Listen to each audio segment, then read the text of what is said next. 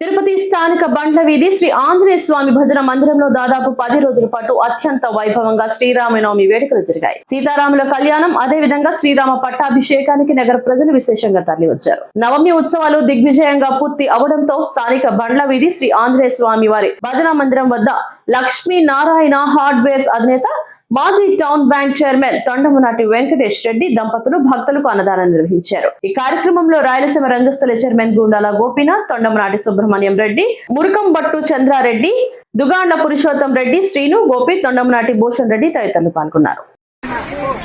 స్థానిక బండ్ల వీధి ఆంజనేయ స్వామి భజన మందిరంలో అంగరంగ వైభవంగా శ్రీరామనవమి ఉత్సవాలు జరిగాయి. దానిలో భాగంగానే లక్ష్మీనారాయణ హార్డ్వేర్స్ అధినేత కొండమనాటి వెంకటేష్ రెడ్డి దంపతులు ఈరోజు ప్రజలకు, భక్తులకు అన్నదానం చేశారు.